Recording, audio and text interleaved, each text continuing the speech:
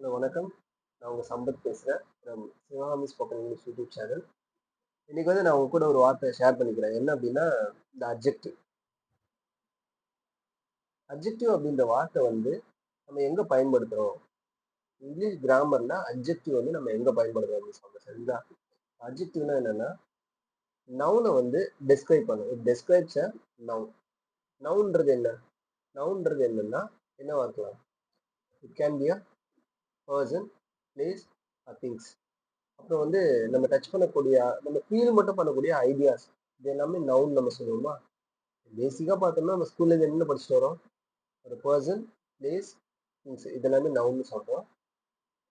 So அப்போ வந்து இந்த நவுன் எல்லாத்தையும் ஒரு நபரையும், ஒரு நபர் மட்டும் இல்லைங்க, நபர்கள், நபர்கள்னா மனிதர்கள் எல்லாரையும், இடத்தையும், நபர்களையும், அப்புறம் பொருள்களையும், அது எப்படி இருக்கு? அது எந்த தன்மையில இருக்கு?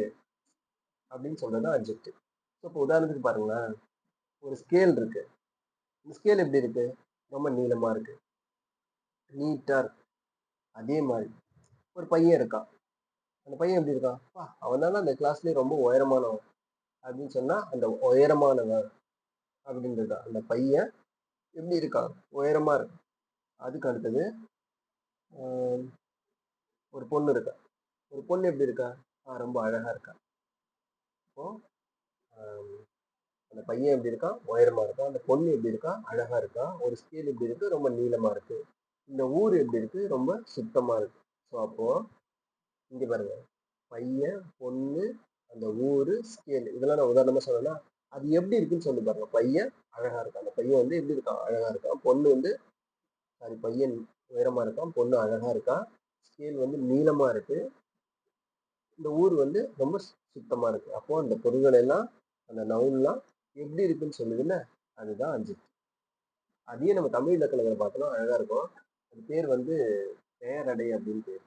பெயரை பெயருக்கு வந்து அடைமொழியா வரும். பெயர் எப்படி இருக்குன்னு சொல்லும். பெயர்ச்சொல் வந்து எப்படி இருக்குன்னு சொல்லும். அதுதான் பெயரடை. தமிழ்ல வந்து பெயரடைன்னு இருக்கு, வினையடைன்னு இருக்கு. நம்ம அட்ஜெக்டிவ்னா அது வந்து பெயர் அடை, பெயரடை அப்படின்னு அர்த்தம். சரிங்களா? ஓகே,